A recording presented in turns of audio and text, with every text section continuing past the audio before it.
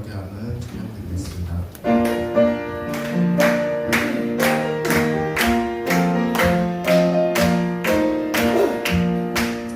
주의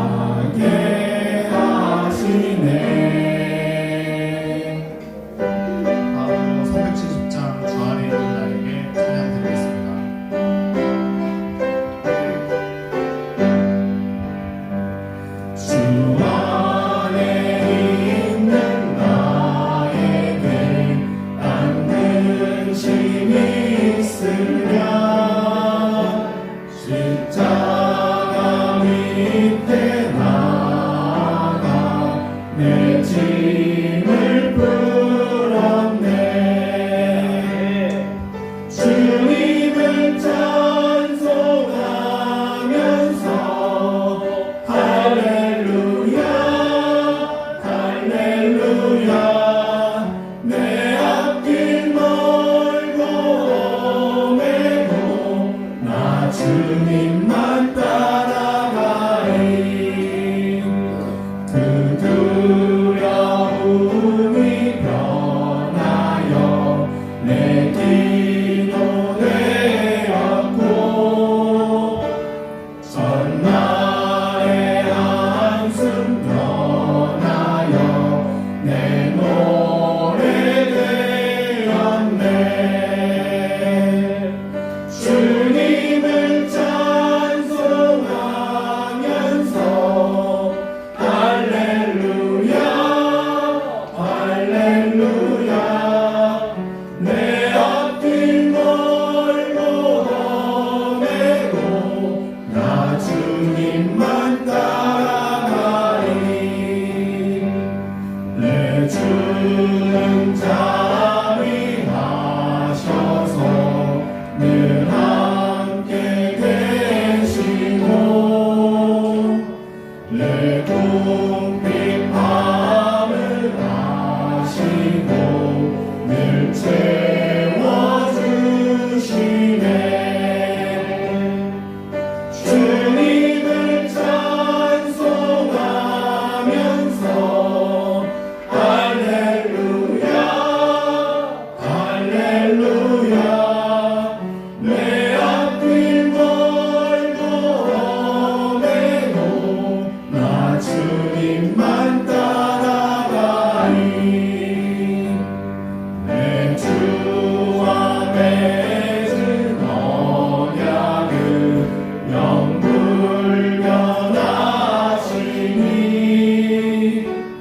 그 나라 가기까지는 늘 보호하시네. 주님을 찬송하면서 할렐루야 할렐루야 내 앞길 멀고 험해도 나 주님만 따라가리. 저희 마지막으로 원하고 바라고 기도합니다. 찬양 가사를 준비하며 찬양 드리겠습니다.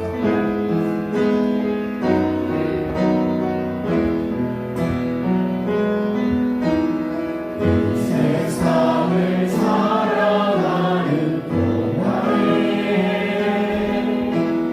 나의 힘을 의지할 수 없으니 기도하고 낙심하지 말 것을 주께서 찬송하니 되시니라. 하나님의 꿈이 나의 비전이 되고 예수님의 성품이 나의 인격이 되고 성령님의 권능이 나의 능력이 되길 원하고 바라고 기도합니다. 주의 길을 걸어가는 동안에 세상의 것 의지할 수 없으니 감사하고 낙심하지 말 것을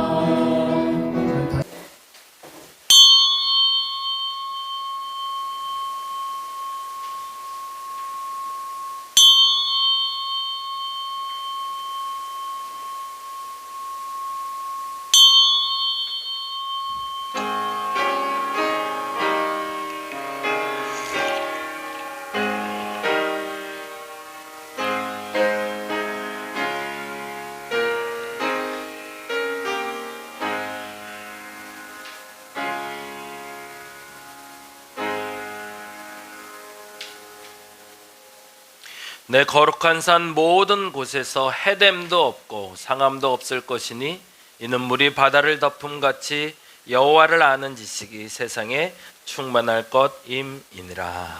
아멘. 찬송가 321장 날 대속하신 예수께 함께 찬양합니다.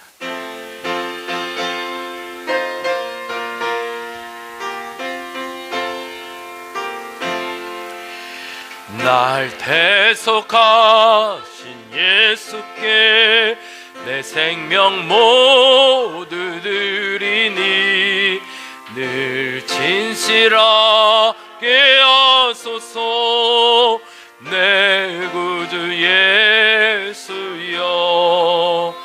나 구주 위에 살리라 내 기쁨 한량 없으리 내 갈 길이 놓아소서 내 구주 예수. 아멘.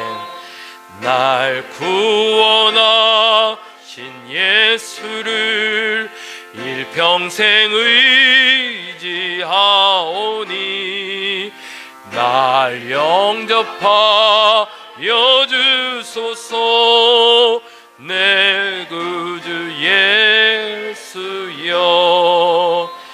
나 구주 위에 살리라 내 기쁨 한량 없으리 내 갈 길이 놓아소서 내 구주 예수여.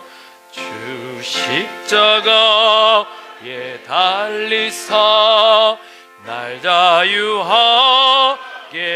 했으니 내 몸과 마음을 주 위에 다스게 하소서.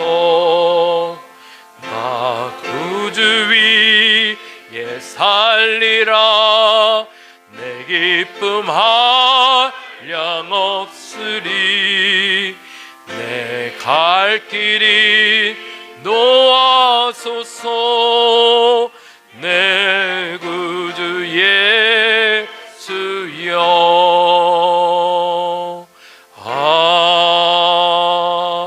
아멘. 교독은 32번 시편 7편에 있는 교독 우리 함께 합니다. 작은 글씨는 제가, 큰 글씨는 여러분이 한 목소리로 읽어주시면 됩니다. 여호와여, 내가 주께 피하오니 내가 영원히 수치를 당하게 하지 마소서.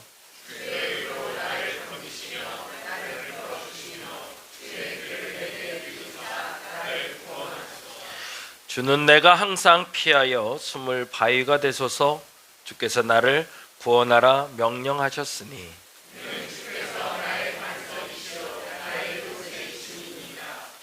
나의 하나님이여, 나를 악인의 손 곧 불의한 자와 흉악한 자의 장중에서 피하게 하소서.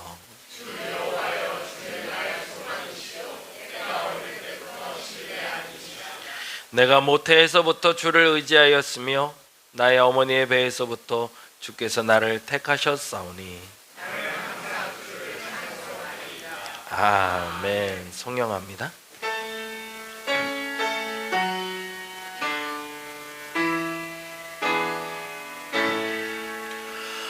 성부 성자와 성령 자손과 영광 돌려보내세. 대초로 지금까지 또 영원 무궁토록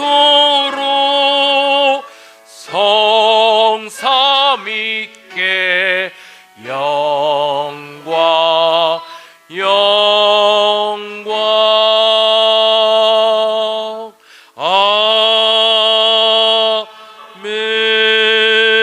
아멘. 모두 자리에 앉아주시기 바랍니다. 찬송가 325장입니다.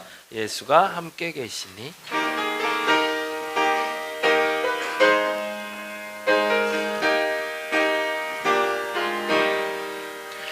예수가 함께 계시니 시험이 오나 겁없네. 기쁨의 근원 되시는 예수를 위해 삽시다. 날마다 주를 섬기며 언제나 그를 기리고 그 사랑 안에 살면서 딴 길로 가지 맙시다.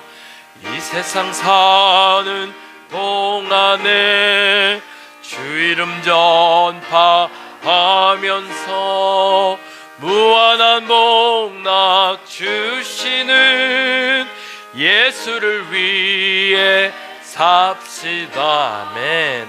날마다 주를 섬기며 언제나 주를 기리고 그 사랑 안에 살면서 딴 길로 가지 맙시다. 이 세상 친구 없어도 예수는 나의 친구니 불의한 일을 버리고 예수를 위해 삽시다. 날마다 주를 섬기며 언제나 주를 기리고 그 사랑 안에 살면서 딴 길로 가지 맙시다. 주께서 심판하실 때 잘했다 칭찬하리니 이러한 상급 받도록 예수를 위해 삽시다. 날마다 주를 섬기며 언제나 주를 기리고 그 사랑 안에 살면서 딴 길로 가지 맙시다. 아멘. 이 시간 우리를 대표해서 강무석 권사님께서 기도해 주시겠습니다.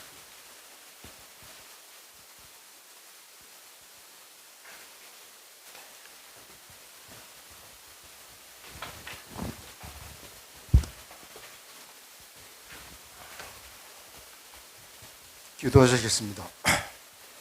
하나님 아버지, 오늘 하나님 아버지를 부르는 이 예배 가운데 우리들에게 평안을 주옵시며 평안의 자리로 나아가게 하시고 살아있는 예배와 기도가 되게 하옵소서. 또한 우리 삶 속에서도 오늘 드리는 기도와 예배가 살아있는 예배와 기도가 되도록 우리의 삶을 인도하여 주시옵소서.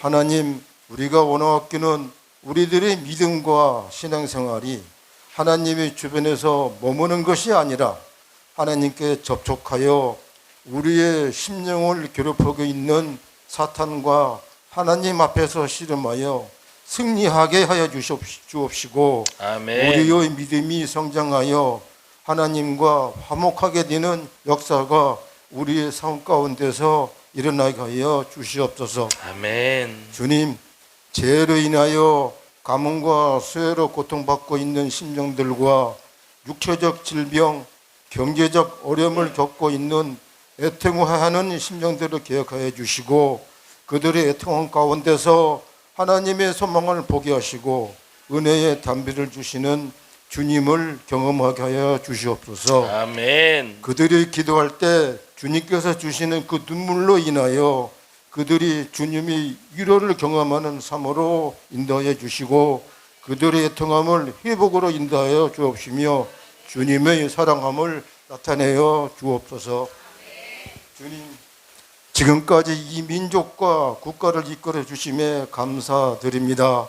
이 민족이 이 국가를 위해 일하는 이 민족과 이 국가를 위해 일하는 유정자들에게 주님께서 어떻게 이끌어 오셨는지 깨닫게 하여 주시고 당리 다육과 자기 자신을 위한 집념에서 벗어나 오로지 이 민족과 국가를 위한 유정자들이 되도록 인도하여 주시며 우리 한국교회 공동체가 하나님 앞에 애통하게 하여 주셨고 하나님 앞에 다시 나아가는 공동체들이 되게 하여 주옵소서. 아멘. 종교의 자유함과 하나님의 은혜의 자유함을 잃지 않는 교회 공동체들이 되도록 도와주시옵소서. 아멘.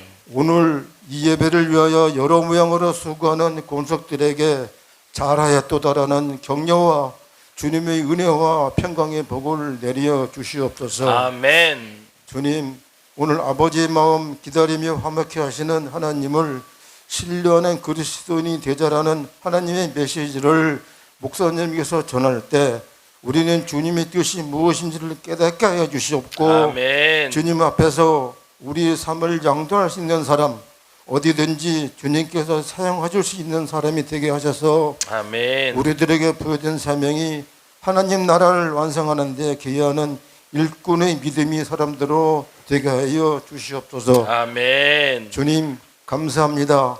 주께서 우리의 삶을 돌아보게 하심을 허락하여 주시니 감사합니다. 아멘. 우리의 삶에서 장애물이 되고 있는 문제들이 하나님이 숨겨진 뜻임을 알게 하시니 감사합니다. 아멘. 우리 마음대로 되지 않고 주님의 은혜가 느껴지지 않는 순간에도 선하신 주님께 기대어 기도할 수 있도록 하여 주시니 감사합니다. 아멘. 감사할 때 더 행복해지고 감사할 때 더 큰 기쁨을 누릴 수 있음을 깨닫게 하시니 감사합니다. 아멘. 모든 지각에서 하나님의 평강이 우리에게 임하게 하여 주시니 감사합니다. 아멘. 주님, 주께서 부르심 그 가운데 우리의 모습이 어떤 것인지 살피며 주님의 은혜와 사랑을 고백하며 감사하는 믿음으로 살아가는 담 한 주간이 되게 하여 주시옵소서. 아멘. 주님, 우리가 늘 함께하여 주시옵소서. 예수님 이름으로 기도합나이다. 아멘.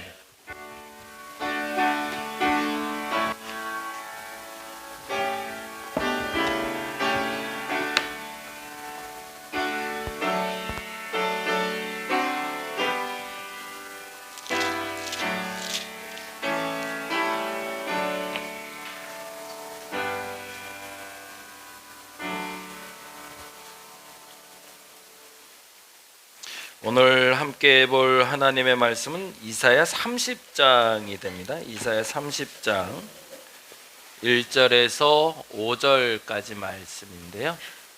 이사야 30장 1절에서 5절. 구약 성경에 딱 1000페이지네요. 1000페이지 펴시면 이사야 30장이 나옵니다. 네. 내 성경책으로 찾아서 같이 천천히 한번 읽으면서 내용 한번 들어보죠. 다 찾으셨나요? 네. 다 같이 자리에서 일어나셔서 이사야 30장 1절에서 5절 우리 같이 한 목소리로 천천히 읽어보도록 합니다. 여호와께서 이르시되 패역한 자식들은 화 있을진저 그들이 개교를 베푸나 맹약을 맺으나 나의 영으로 말미암지 아니하고 죄의 죄를 더하도다. 그들이 바로의 세력 안에서 스스로 강하게 하며 애굽의 그늘에 피하려 하여 애굽으로 내려갔을 때 나의 입에 묻지 아니하였도다. 그러므로 바로의 세력이 너희의 수치가 되며 애굽의 그늘에 피함이 너희의 수욕이 될 것이라. 그 고관들이 그 자신들이 하데스에 이르렀으나 그들이 다 자기를 유익하게 하지 못하는 민족으로 말미암아 수치를 당하리니 그 민족이 돕지도 못하며 유익하게도 못하고 수치가 되게 하며 수욕이 되게 할 뿐임이니라. 아멘. 자리에 앉아주시기 바랍니다. 오늘 아버지의 마음이란 제목으로 같이 말씀 나눌 거고요. 이사야서를 그 창세기나 우리 출애굽기 보듯이 줄거리를 볼 수가 없어서 도대체 매주 할 때마다 이게 얘기가 자꾸 끊기잖아요, 그렇죠? 그래서 조금 좀 어려우신데 그래도 우리 한번 성경을 좀 전체적으로 보고 있으니까 그래서 줄거리부터 먼저 말씀드려요. 지난번에 말씀드린 대로 이사야는 이스라엘의 가장 최고 절정기, 그때 선지자로 활동하다가 가장 하락하던 시기, 결국엔 나라의 멸망 시기까지 함께 했던 예언자입니다. 그러다 보니까 그 고절을 아는 거죠. 가장 좋았을 때를 아니까 가장 낮아질 때 어떻게 준비해야 될지를 얘기하는데, 6장이 이사야가 소명을 받아 하나님의 말씀을 선포하는 장면이 나오고 그 전후에 예언이 나오고 있는데, 당시 이제 각 국들이 어떻게 움직이는지를 아는 게 굉장히 중요해요. 열강들이 나오기 시작하는데 이제 우리나라 구한마라고 비슷하다고 보시면 가장 적절할 것 같아요. 당시에는 그렇게 힘이 강하지 않았는데 갑자기 강해지는 나라가, 일본이 우리보다 개항이 얼마나 일찍 됐는지 혹시 아시는 분 있나요? 우리나라 개항이 언제죠? 개항, 그러니까 말 그대로 그 다른 나라와 이렇게 협정을 맺어서 다른 나라에 우리나라 항구를 뚫어준 게 1882년에, 우리가 1876년에 강화도 조약으로 알고 있고, 그리고 82년에 처음으로 미국과 조약을 맺으면서 한미 수호 조약이라는 걸 처음 맺게 됩니다. 근데 일본이 그거보다 딱 20년 앞서거든요. 근데 불과 그 20년이 근대화에 대해서 우리나라가 점령당하는 무시무시한 안타까운 일들이 벌어졌던 거죠. 그러니까 전혀 예측지 못했던 그 시간의 20년이 엄청 짧은 시간이었지만 그 시간에 우리가 예상하지 못했던 절망의 과정인 35년의 일제시대를 살게 만들었던 것처럼, 이사야가 살던 시기에도 갑자기 일어나는 나라들이 있었던 거예요. 그래서 갑자기 강대국이 됐는데 그 중에 하나가 아수르라는 나라가 있었고 바벨론이라는 나라가 쓰게 돼요. 근데 이 아수르라는 나라가 먼저 섰는데 꽤 오래 갔던 나라예요, 사실은. 근데 갑자기 멸망을 해요. 그러고 나서 갑자기 신흥 강국이 나타나는데 바벨론이라는 나라가 나타나서 이 강대국들이 어떻게 움직이는지를 이사야가 보며 기도하며 이렇게 흘러가겠구나 라고 얘기하는 장면들이 지금 우리 39장까지 얘기가 돼요. 이게 역사적 배경으로 보자면 말씀드린 대로 우리나라 구한말 때 일본과 청나라와 미국이 쳐들어와서 전쟁이 나고 우리나라가 혼란에 빠졌던 것처럼 이사야 시대에는 아수르라는 나라와 바벨론이라는 나라가 서로 간에 이잡듯이 그 작은 중소 국가들을 공격해 오던, 근데 전통적으로 강한 강대국이 있잖아요. 우리나라에서도 보자면 미국이나 일본은 신흥 강국이죠. 근데 전통적으로 우리나라 가장 근처에서 강했던 나라가 있어요. 그 나라가 중국, 그때 당시엔 청나라가 되죠. 이스라엘에도 마찬가지였어요. 당대에 신흥 강국으로 아수르가 나타나고 바벨론이 나타나도 정통적으로 과거로부터 그때까지도 항상 강했던 나라가 있어요. 그 나라가 어딜까요? 애굽, 이집트라는 나라가 있었던 거예요. 그러면 대부분의 사람들의 생각이 그렇잖아요. 이게 왔다 갔다 하는 애들보단 뭔가 좀 꾸준한 사람, 근데 덩치가 워낙 컸던 사람인데 그 사람이 그냥 꾸준히 덩치가 크면 그 사람이 더 듬직한 거죠. 갑자기 살을 확 뺐다가 쪘다가 이런 사람보다는 그래도 풍채가 좀 있고, 이게 이제 지속적으로 무슨 일이 생기면 내가 어디를 먼저 보게 될까요? 듬직한 사람부터 쳐다보게 되는 거죠. 앞서 말씀드린 대로 아수르가 일어나긴 했는데 얘네들이 우리 편인지 적군인지 잘 모르겠는 거예요. 바벨론이 일어났는데 이게 우리 편인지 적군인지 잘 모르겠어요. 하는 짓 보면 때로는 잘해주다가 안 해주고 하니까, 그러면 어차피 이럴 때는 누구 편을 드는 게 제일 나은 거예요? 기존에 강력했던. 그래서 우리나라도 미국하고 일본하고 손잡다 막 고민할 때 그때 제일 먼저 손잡은 게 결국엔 청나라하고 손을 잡아서 동학혁명 일어났을 때 청나라 군사가 내려오잖아요. 그런 것처럼 이스라엘도 지금 이제 본문 얘기로 이제 가자면, 본문에 아수르라는 나라가 있었는데 얘네들이 왔다 갔다 해요. 근데 갑자기 저쪽에서 바벨론이라는 나라가 나타났단 말이에요. 그러니 이사야 입장에서는 이거 어디에 손을 잡아야 되나 하면서 기도하기 시작했는데, 당시의 왕이 이러면 어차피 이놈도 저놈도 아닌 원래 전통적인 강국인 애굽이랑 손을 잡자라고 선택하는 그 과정 속에서 이사야가 그건 아닌데 라고 이야기하는 장면이 오늘 본문의 시작이 됩니다. 근데 이 본문을 시작하면서 설명할 때 이사야가 어떤 부분으로 설명하냐면 하나님 마음은 그게 아닌데 라고 표현을 해요.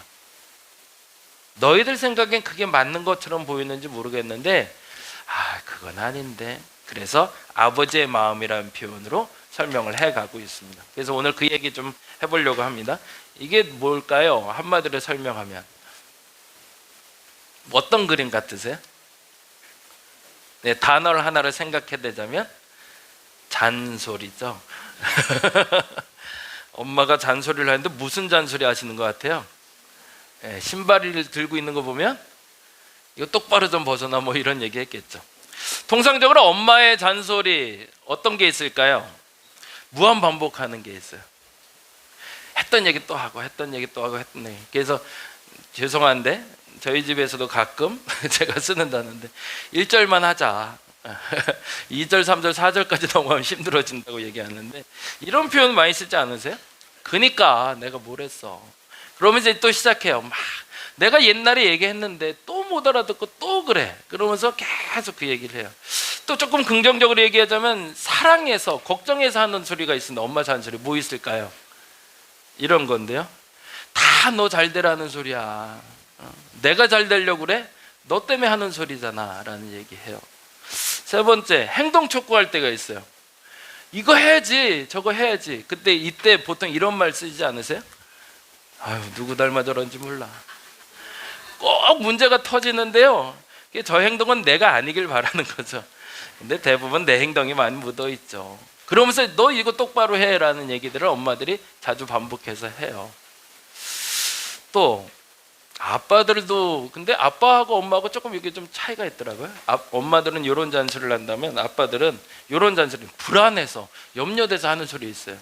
수지가 가끔 이 얘기 많이 들을 것 같은데, 아빠 뭐 제일 먼저 통화하면 무슨 얘기 하세요? 저희 아버지도 늘 그거 해요. 뭐죠? 어디냐? 왜 우리 아버지들은 항상 이게 중요한지 모르겠어요. 내가 어디 있는지가 너무 소중해요. 근데요, 그 다음엔 별로 얘기가 없어요. 어딘지 확인했으면 알았어 그러고 끊으세요. 이게 우리 아버지들의 공통적인 잔소리예요. 또 두 번째 잔소리가 뭐가 있을까요? 해결 중심적이에요. 우리 아버지들은 보통 일반적으로요, 문제가 터지면 문제를 해결하려고 들어요. 그래서 그거를 매듭을 지어야 되는데 보통 이런 일들이 있어요. 오늘 버스에서 이상한 사람 만났어. 뭐 해달라는 소리예요? 염려해달라는 얘기잖아요. 괜찮아? 안 다쳤어? 뭐 이런 얘기를 해야 되는데 우리 부모님 중에 아버지는 이렇게들 보통 얘기하죠. 그러게 다음 장 일찍 다녀. 내가 다쳤는지 무슨 위기가 처했는지 어떤 남자인지 어떤 여자인지 어떤 이상한 사람인지는 별로 중요하지 않아요. 내 잘못인 거예요. 그러니까 네가 알아서 처신을 똑바로 해야지 일찍 다녀봐 그런 일 있나. 이렇게 해결을 해버리려고 애를 쓰시죠. 또 세 번째, 이런 일들이 있어요. 경험적 학습. 이건 뭐 우리가 잘 아는 무슨 얘기일까요? 이런 얘기죠. 아빠 어릴 적에는 이제 일단 이 이야기가 시작되면 잔소리가 시작됐구나. 한 3절 가겠구나. 어쩔 수 없구나 라고 생각해요. 그래서 사실은 어른들이 아이들과 점점 사이가 멀어지죠. 근데요, 죄송하지만 여기 계신 젊은 분들 안 그럴 것 같죠? 저도 안 그럴 줄 알았거든요. 근데 저희 큰애하고 작은애 전화하면 제일 먼저 하는 소리가 뭐게요? 어디냐? 근데 진짜 미안해요. 그 다음에 뭐 물어보는지 아세요? 일찍 다녀. 그러고서 끊어요. 뭘 하던 뭘 안 하던 상관이 없어요. 이게 이제 아버지들의 잔소리의 특징이고 우리가 반복해서 나타나는 현상들이죠. 그런데 이런 소리는 진짜 듣기 싫어요. 그래서 더 거리가 멀어져요. 우리 부모님들의 말 속에 이 서운함이 묻어나는 단어들이 있어요. 예를 들면 이런 건데요. 내가 너를 어떻게 키웠는데. 와, 진짜 이 얘기 나오면 이제 환장하는 거죠. 이제 힘들어지기 시작해요. 그 다음에 내가 뭘 했다고 그래. 이제 엄마가 조금 얘기 시작하면 이제 딸이나 아들이 뭐라 한 소리 하자 그러면 내가 뭘 했다고 그래. 이런 대접 받으려고 내가 이 고생했나 싶다. 내가 너한테 이런 대접을 받아야 되겠냐? 라는 얘기를 해요. 또 얼마나 바빠서 전화 한 통 못하니? 남보다도 못하네. 뭐 이런 얘기들 좀 들어보지 않으시네? 또 이제 내가 너한테 눈치 보면서 살아야겠다. 내가 이런 말도 못하고 마지막 말만 하면 잔소리래.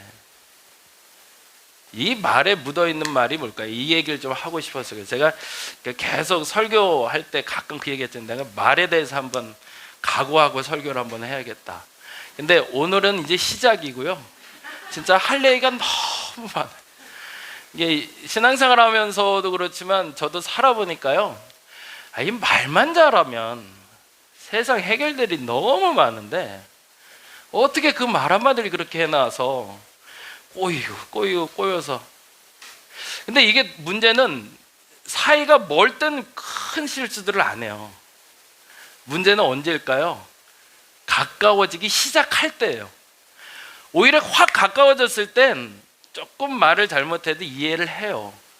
근데 이게 좀 가까워질라 말랑할 때 이 말 한마디는 아주 위기를 가져오는 도구가 될 수 있습니다. 그래서 오늘도 살짝 하고 이제 각오하고 한번 시리즈로 한번 해보려고 그래요.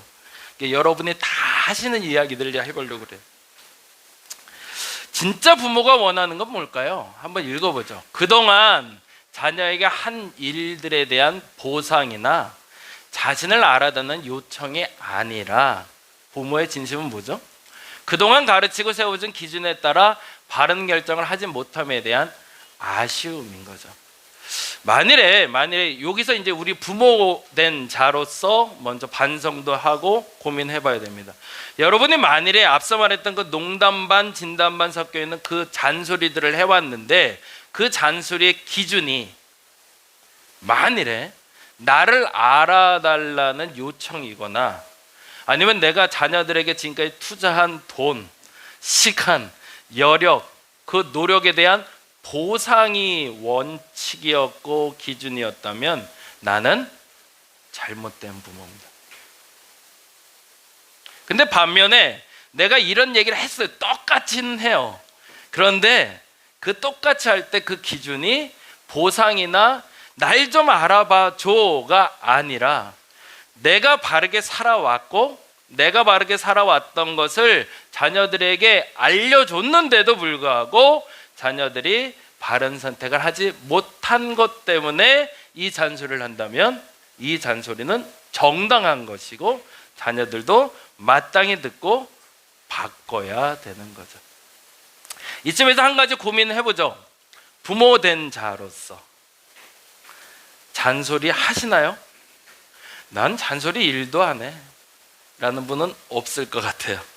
근데 중요한 건 왜 하시나요? 만일에 앞서 말씀드린 대로 내 자기 보상, 나를 알아주지 못하는 서운함이 묻어 있다면 자녀들도 알고 있습니다. 우리 부모님이 아직 어른이 아니라는 것. 저와 여러분이 어른이 될 수 있는 시간이 되었으면 좋겠습니다. 그리고 또 하나 자녀들에게도 부탁드리는 건 만일에 우리 어머니, 우리 아버지에게 늘 듣는 그 소리지만 그 소리가 진짜로 나를 염려하고 내가 바른 길로 가는 데 있어서 지침이 되도록 한 이야기였다면 그 진심을 안다면 여러분의 삶을 바꿔주시기를 부탁드립니다. 오늘은 그래서 이 얘기를 하고 있는데요. 성경엔 이 단어를 쓰고 있어요. 이 단어는 나오지 말아야 될 단어인데 패역한 자식들아 라는.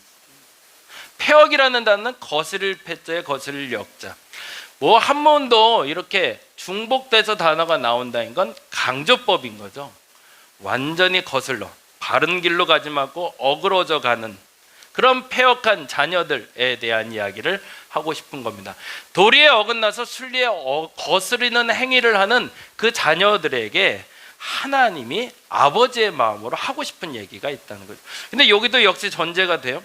저는 믿습니다. 그렇게. 근데 여러분도 그렇게 믿었으면 좋겠는데 만일에 하나님이 하시는 일들이 그리고 행동들이 결정이 잘못된 것이 있었음에도 불구하고 하나님이 이렇게 강요하신다면 여러분은 하나님을 믿을 필요가 없습니다. 근데 만일에 여러분이 믿는 하나님이 제가 믿는 하나님은 그렇지 않다고 믿기 때문에 말씀드립니다. 단 한 번도 오류가 없으시고 단 한 번도 나를 질책하실 때 그의 사심이 들어가신 것이 아니라 진심으로 말하고 계신다는 걸 믿는다면 우리는 그 말씀에 따라서 따라 살 준비를 해야 되며 바꿀 준비를 하는 것이 맞다는 겁니다. 이쯤에서 나의 신앙의 고백이 매우 중요하고 나의 삶의 경험이 중요한 거죠. 내가 만나고 있는 하나님이 만일에 그릇된 행동을 하시는 분이거나 그릇된 판단을 하시는 분이라면 그분을 따를 필요가 없는 거죠. 더 정확히 말하면 그분까지도 바꿔줄 수 있도록 차라리 내가 먼저 어른스럽게 행동하는 게 맞지만, 그렇지 않은 하나님이라면 여러분이 신뢰하시고 따라가시기 바랍니다. 근데 제가 믿는 하나님, 그리고 지금 이사야가 고백하는 하나님은 그 하나님을 말하고 있습니다. 그리고 그 하나님이 얘기하기를 너희가 패역하다라고 얘기합니다. 뭔 잘못을 했기 때문일까요? 첫째, 잘못된 선택을 했습니다. 1절 말씀 읽어볼까요? 같이 읽어봅니다. 여호와께서 이르시되 패역한 자식들은 화 있을 때, 얼마나 화가 났는지가 보이죠. 자녀들에게 이런 행동을 했다고 이런 표현을 하는 부모는 흔치는 않을 겁니다. 근데 정말로 너무너무 화가 난 상태인 거죠. 그들이 개교를 베푸나 나로 말미암지 아니하며 맹약을 맺으나 나의 영으로 말미암지 아니하고 죄에 죄를 더한다. 무슨 얘기를 하고 있죠? 하나님의 뜻을 생각하진 않고 자기 판단대로 자기 생각대로 움직였을 때. 근데 중요한 게 있어요. 여기서 하나님이라는 기준이 바른 결정을 하시는 분이라는 기준이 있어야 되는 거죠. 무조건 하나님이기 때문에 무조건 옳다가 아니라 하나님이 원래 옳으신 분이기 때문에, 근데 그 판단을 묻지도 아니하고 내 판단으로 옮긴 게 잘못됐다는 얘기를 하고 있는 겁니다. 그러면 잘못된 발걸음이었는데 뭘 잘못한 걸까요? 2절에 이렇게 얘기하네. 읽어볼까요? 그들이 바로의 세력 안에서 스스로 강하려 하여 애굽의 그늘을 피하려 하여 애굽으로 내려갔을 때 나의 입에 묻지 않아요. 아까 말씀드린 거죠. 당시에 강대국이 뭐뭐가 있었다고 그랬죠. 아수르가 있었고 바벨론이 있었고, 근데 얘네들은 신흥강국.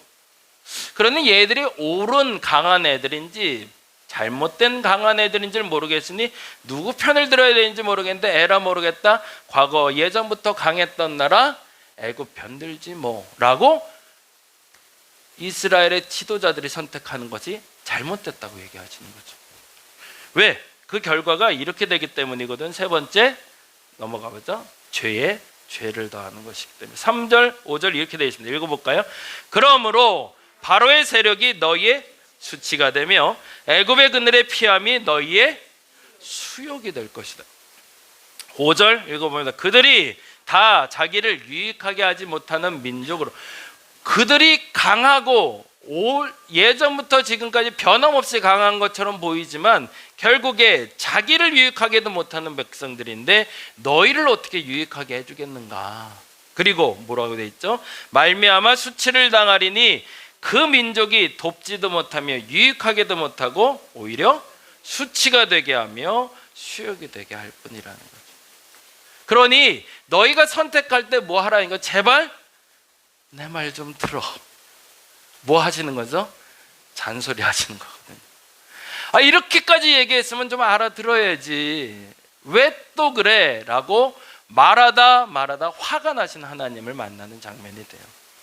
이 장면은 사실은 우리가 누가복음의 탕자 이야기를 통해서 조금 더 쉽게 설명이 되는데요. 15장 11절에 14절 같이 한번 읽어볼까요? 15장 11에서 14절 같이 읽어봅니다. 제가 앞에 보여드리는 거 보고 따라서 읽으시죠. 읽겠습니다.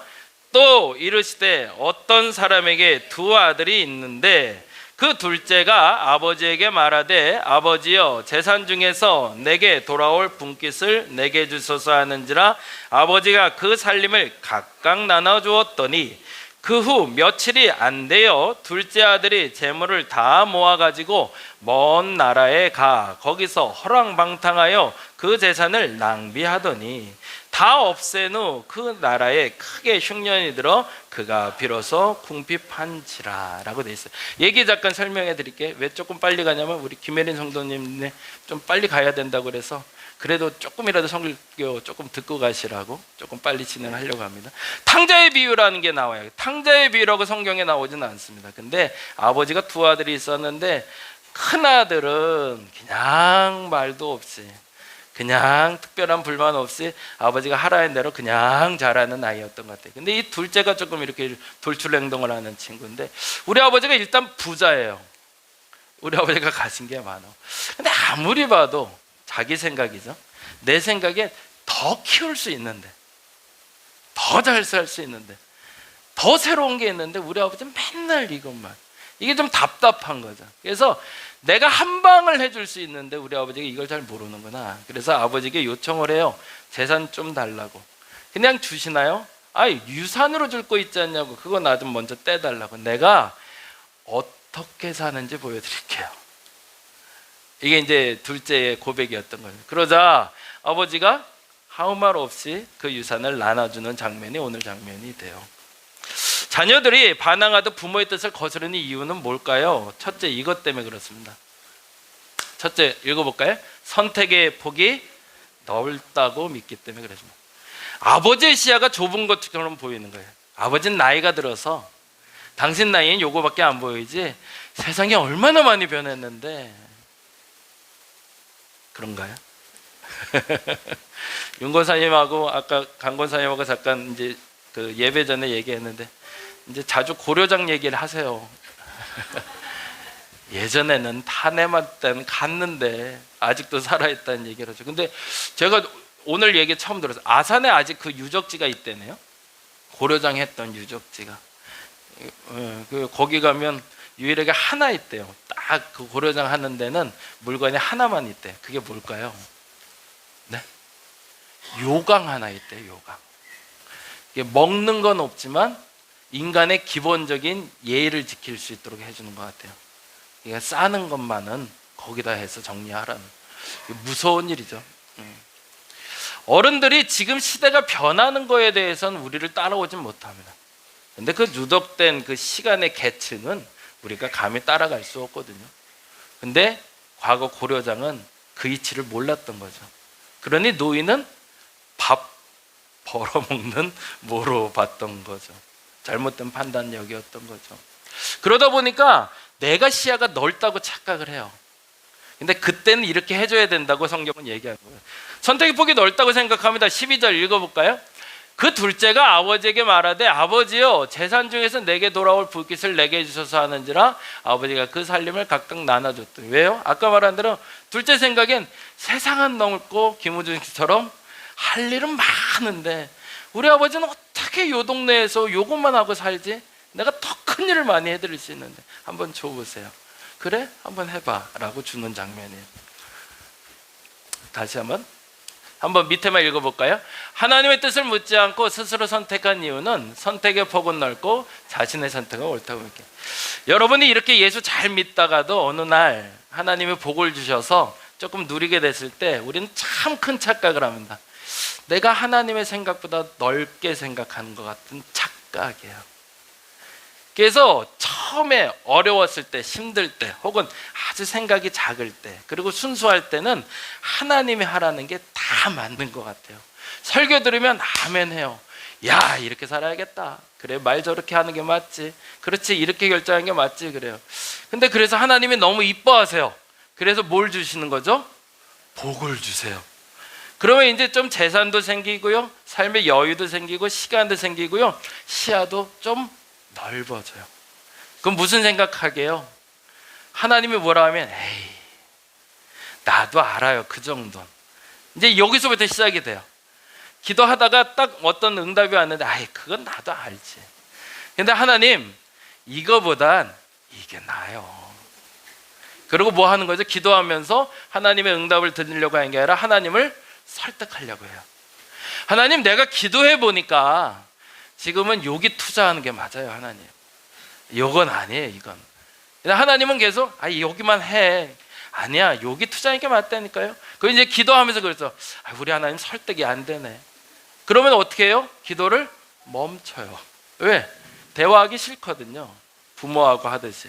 그러고 나서 뭐 하죠? 둘째처럼 속히 길을 떠납니다. 왜? 내가 하는 생각의 폭이 넓다고 착각하기 때문이죠. 그러자 하나님은 그 결과를 이렇게 만드십니다. 비로소 궁핍한지라. 이 말이 참 재밌어요. 14절에 읽어보니까 다 없앴대. 다 다 없앤 후에 어떻게 됐대요? 그 나라에까지도 흉내된대요. 그러니까 나 혼자 어려워진 게 아니라요, 나라 전체가 어려워졌어요. 그러면 이러면 보통 우리 그런 핑계 대고, 거봐, 원래 나는 잘 판단한 거였어, 잘 될 거였대. 근데 나라가 어려운 걸 어떡하니?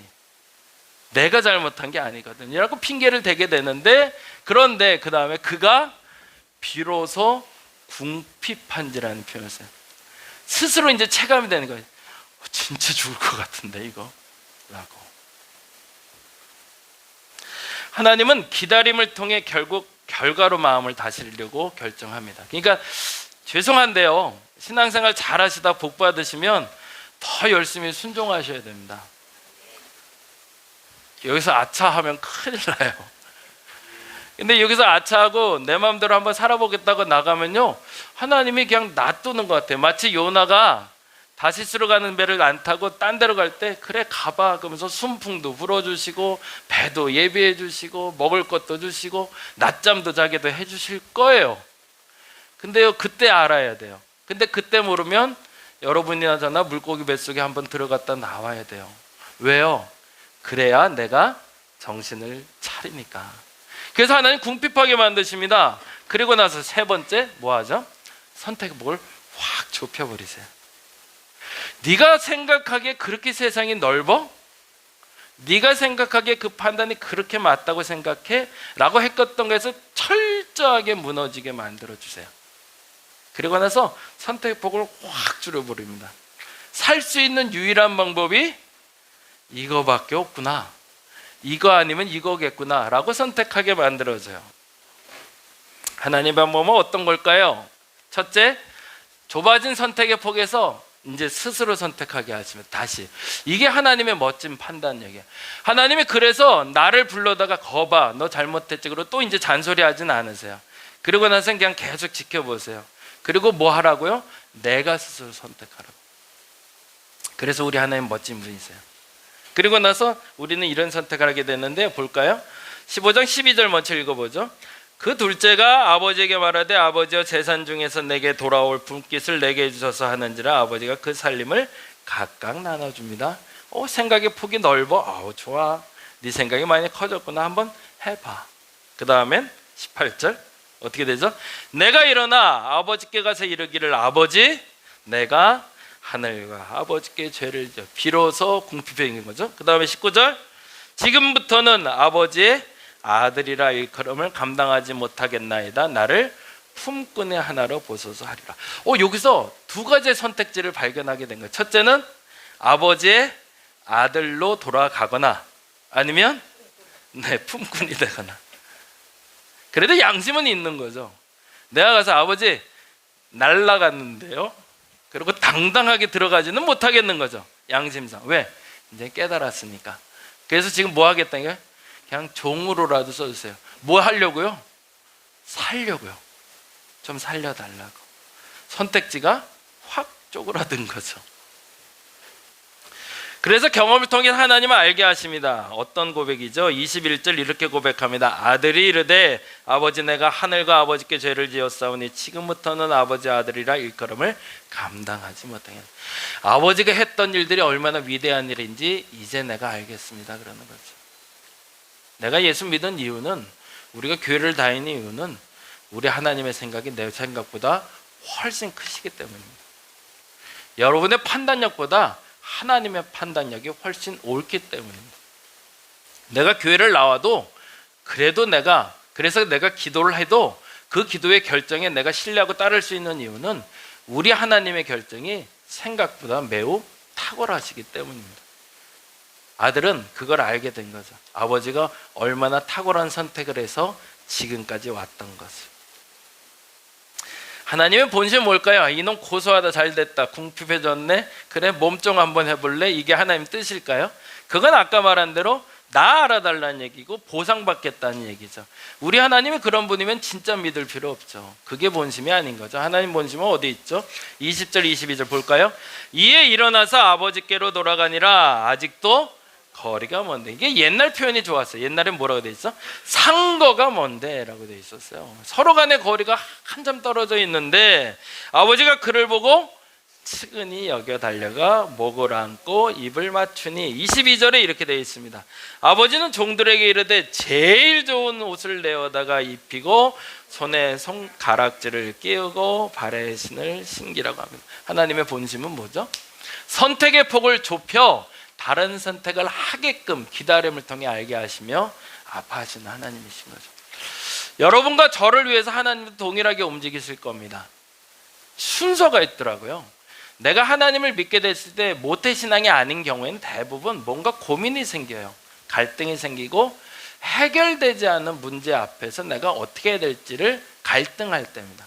근데 그때 하나님을 알게 되면 하나님이 참 감사하게도 그 문제의 해결점을 주시고 문제를 해결해 주세요. 그럼 우리는 소위 말하는 복이라는 걸 누립니다. 그때가 중요합니다. 그때도 그럼에도 불구하고 이런 상황이든 저런 상황이든 불구하고 하나님이 옳다 하는 것을 여러분이 믿고 따라갈 수 있는 여러분 되시기 바랍니다. 그러하기 위해서 하나님이 우리에게 주시는 게 신앙인들의 고난입니다. 그래서 그 고난을 통해서 하나님이 뭘 아시는 거죠? 선택의 폭이 생각보다 넓지 않아. 내 생각대로 하는 게 옳아. 그대로 판단할 수 있는 너희가 됐으면 좋겠어 라고 얘기하시는 거죠. 만일에 그 고난 가운데 있는 분이 있다면, 그리고 아직도 선택의 폭이 넓다고 여긴다면, 내가 부처에게도 좀 갔다 오고 저기도 좀 갔다 오고 점도 좀 쳐보고 어디 가서 또 이런 것도 해본 다음에 하나님의 최종 선택을 따르겠습니다 하기로 한다면 또 그렇게 한번 해보시고 근데 이왕이면 그 시간 허비하지 말고 그 하나님 옳음을 안다면 그 하나님을 믿고 지금 그 고난을 타개할 수 있는 그 기도의 방법을 통해서 여러분의 고난을 극복하시기를 간절히 바랍니다. 그래서 오늘은 이렇게 기도했으면 좋겠는데요, 같이 읽어볼까요? 하나님이 주시는 고난은 우리의 선택의 폭을 좁혀 바른 선택을 돕는 하나님의 마음임을 알게 하옵소서. 많이 어려운 시간을 보내는 분들도 있어요. 근데 생각보다 내가 어려울 때는 내 생각이 단순하지 않기 때문에 그렇습니다. 내 머리가 너무 복잡해서 그래요. 너무 할 수 있는 게 너무 많아서 그래요. 오히려 그 많은 생각 중에 하나님이 도대체 뭐라고 원하실까? 우리 예수님이 기뻐할 일이 뭘까?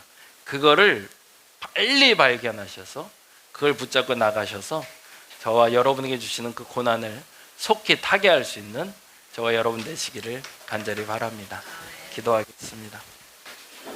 모든 사람에게 고난을 주시는데 특별히 하나님이 주시는 고난은 우리의 선택의 폭을 좁혀서 바른 선택을 돕는 하나님의 마음임을 알게 하여 주옵소서. 이제 선택할 방법이 없네, 이제는 내가 할 수 있는 게 없네 라고 여겨질 때 하나님의 길이 열립니다. 하나님, 당신이 옳다고 하신 그 일을 따라갈 수 있는 우리가 되게 하여 주시옵소서. 오늘도 감사합니다. 고마우신 예수님 이름으로 기도드립니다. 다 같이 사도신경으로 신앙 고백 드립니다. 전능하사 천지를 만드신 하나님 아버지를 내가 믿사옵. 그 외아들 이는 성령으로 잉태하사 동정녀 마리아에게 나시고 본디오 빌라도에게 고난을 받으사 십자가에 못 박혀 죽으시고 장사한 지 사흘 만에 죽은 자 가운데서 다시 살아나시며 하늘에 오르사 전능하신 하나님 우편에 앉아 계시다가 저희로서 산 자와 죽은 자를 심판하러 오시리라. 성령을 믿사오며 거룩한 공예와 성도가 서로 교통하는 것과 죄를 사하여 주시는 것과 몸이 다시 사는 것과 영원히 사는 것을 믿사옵나이다. 아멘. 그리스도의 희생과 은혜에 합당한 삶을 살려고 굳게 결심하는 분들을 이 거룩한 식탁에 초대합니다. 겸손한 마음으로 이 성만찬회전에 참여하시기 바랍니다. 잠시 기도합니다. 전능하신 창조주 하나님, 언제 어디서나 주님께 감사드림이 지극히 당연하고도 기쁜 일입니다. 저희를 하나님의 형상대로 창조하시어 생명의 숨을 불어넣으사 주님의 영광을 드러내게 하셨습니다. 때론 저희가 주님에게서 멀리 떠나도 주님 한결같이 저희를 사랑해 주시고 구원의 바른 길로 이끌어 주십니다. 아멘. 앞을 잠시 봐주실까요? 주님께서 당신의 몸을 내어주던 밤 떡을 손에 드시고 감사 기도를 드리신 다음 떼어 제자들에게 주시며 말씀하셨습니다. 받아 먹으라. 이는 너를 위해 내어주는 나의 몸이니 이를 행할 때마다 나를 기억하여라. 식후에 주님께서는 잔을 드시고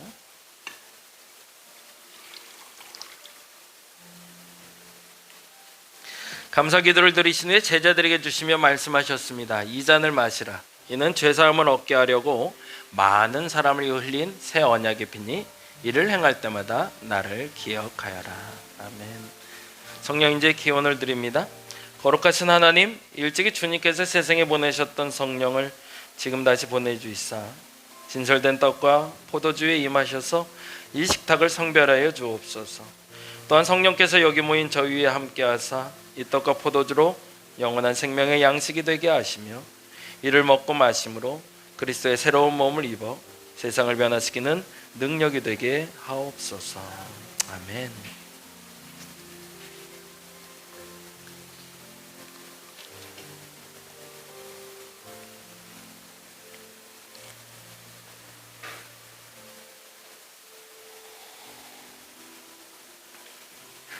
자, 나와서 성찬 받겠습니다.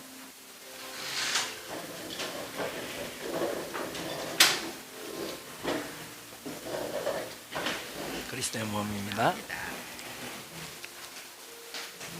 그리스도의 몸입니다. 그리스도의 몸입니다. 그리스도의 몸입니다. 그리스도의 몸입니다. 그리스도의 몸입니다.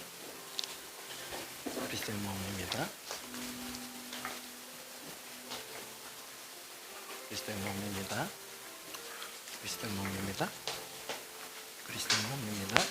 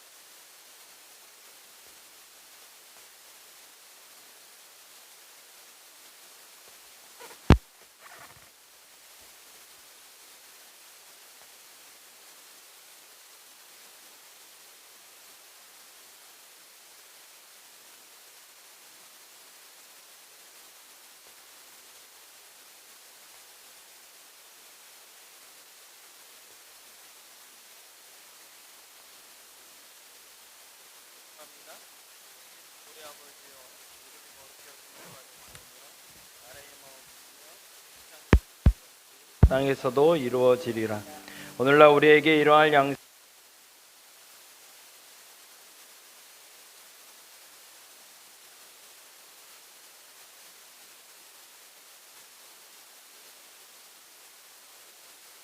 와 영광이 아버지께 영원히 있사옵나이다. 아멘.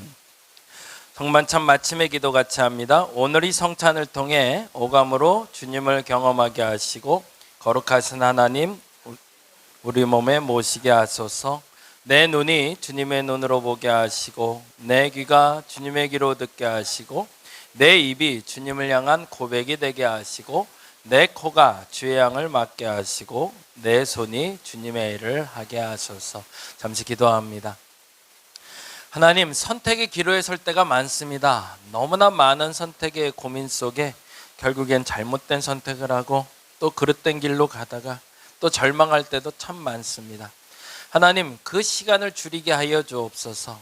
하나님의 옳음을 안다면 우리가 오히려 그 고민할 시간에 기도하게 하여 주시고 그 고민할 시간에 말씀을 보며 하나님의 뜻을 분별할 수 있는 지혜를 허락하여 주옵소서. 그래서 하나님이 내게 주시는 그 선택지대로 나아가며 내게 주어진 그 고난의 시간들을 속히 벗어날 수 있는 저들 되게 하여 주옵소서. 하나님은 옳은 판단을 하시고 옳은 선택을 하시며 옳은 길로 예배하실 줄로 믿습니다. 그 믿음으로 하나님이 보여주시고 알려주신 선택지에서 저들이 누리고 나누게 하여 주시옵소서. 감사합니다. 고마우신 예수님 이름으로 기도드립니다. 아멘. 봉헌합니다. 잠시 자리에서 일어나 주시기 바랍니다. 네. 오늘 유아가 갖고 나오네요. 네. 머리 예쁘게 땄네 오늘. 잠시 기도하겠습니다. 거룩하신 주님 감사합니다. 우리 유아의 손을 통해서 귀한 예물 하나님께 올려드립니다. 오병이어를 드린 어린아이의 마음을 우리 유아에게 허락하여 주시고 하나님 축복하여 주시사 더 지혜로워지게 하시고 더 사랑받게 하시고 더 인정받는 아이 되게 하여 주시며 또한 세상의 모든 것들을 꿈꾸며 계획할 때마다 하나님 이루어 주시옵소서. 하나님께 귀한 예물 유아를 손을 통해 우리의 마음도 함께 드립니다.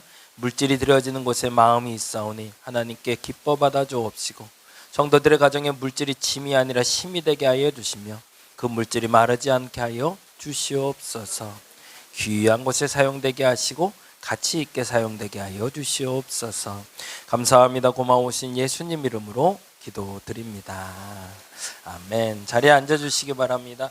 잠시 광고 드리고 우리 함께 음식 나누는데 오늘은 고기를 구워 먹기로 한 날이라 각오를 하고 먹어야 될 것 같습니다. 냄새는 뭐 각오하고요. 일단 맛있게 먹자고요.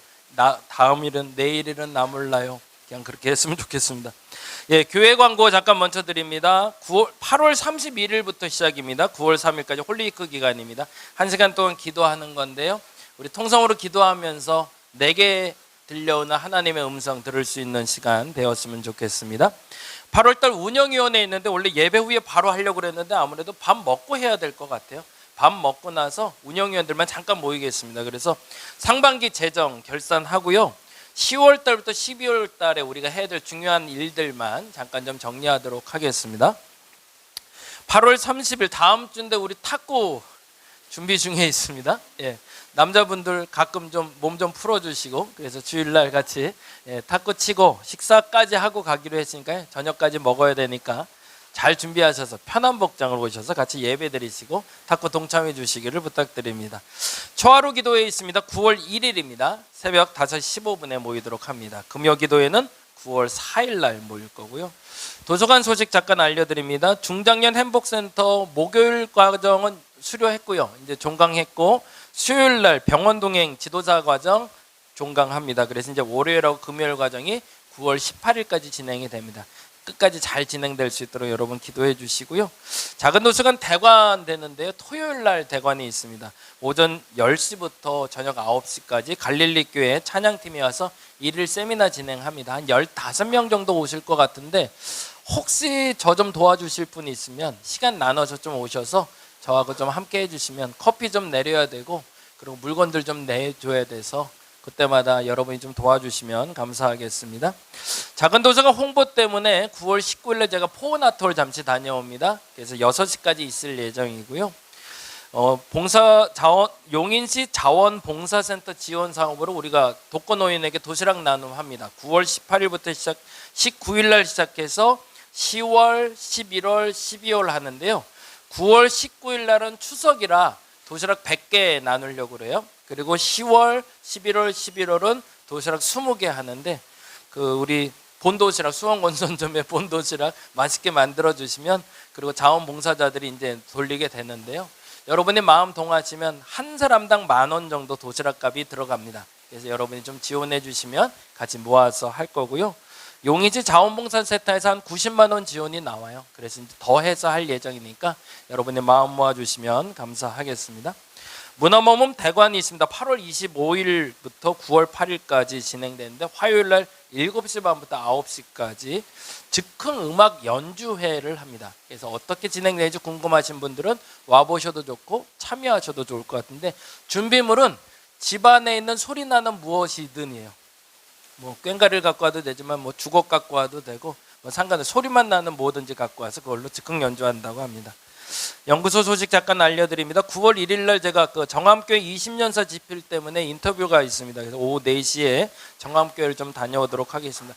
12월까지 책을 쓰기로 해서 조금 급하게 진행이 되는데 어쨌든 인터뷰는 2번 정도만 더 하면 마무리될 것 같습니다. 제가 조선 궁궐 전수자 과정에 좀 들어가게 됐습니다. 그래서 9월 2일부터 10월 14일까지 5대 궁궐 답사하면서 해설자 양성 과정인데요. 그래서 그 궁궐에 대한 공부하는 시간들입니다. 그래서 9월 2일부터 10월 14일까지 수요일마다 그래서 제가 아마 없을 거예요. 양해 좀 구하고요. 그리고 이제 나머지 9월달, 10월달 일정에 대해서는 다시 한번 또 말씀드리도록 하겠습니다. 다 같이 일어나셔서 우리 파송 찬양하심으로 예배 마치도록 합니다. 아, 저기 오셨네.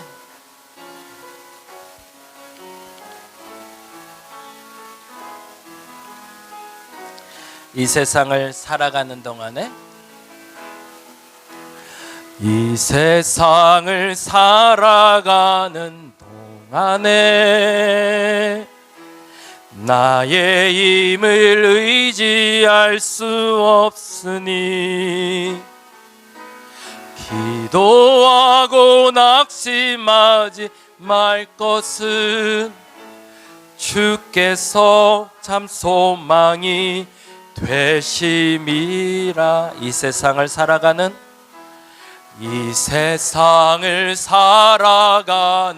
동안에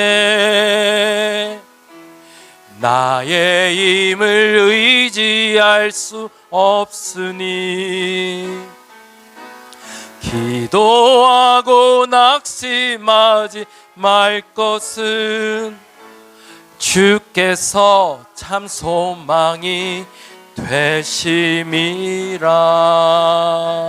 하나님의 꿈이 나의 비전이 되고 예수님의 성품이 나의 인격이 되고 성령님의 권능이 나의 능력이 되길 원하고 바라고 기도합니다. 주의 길을 걸어가는 동안에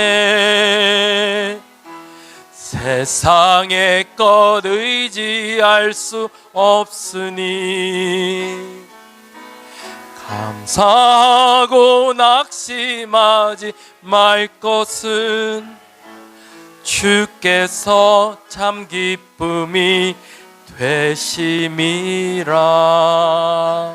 하나님의 꿈이 나의 비전이 되고 예수님의 성품이 나의 인격이 되고 성령님의 권능이 나의 능력이 되길 원하고 바라고 기도. 하나님의 꿈이 나의 비전이 되고 하나님의 꿈이 나의 비전이 되고 예수님의 성품이 나의 인격이 되고 성령님의 권능이 나의 능력이 되길 원하고 바라고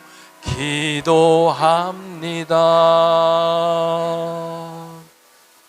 이제는 우리 주 예수 그리스도의 은혜와 아버지 하나님의 극진하신 사랑하심과 성령님의 감동, 교통, 역사하심이 그 어떤 고난 속에서도 그 어떤 어려움 속에서도 그 어떤 행복 속에서도 오직 하나님의 뜻을 믿고 그 뜻대로 순종하여 누리고 나누기를 결단하는 저들에게 지금부터 영원토록 함께 하옵시기를 간절히 축원하옵나이다.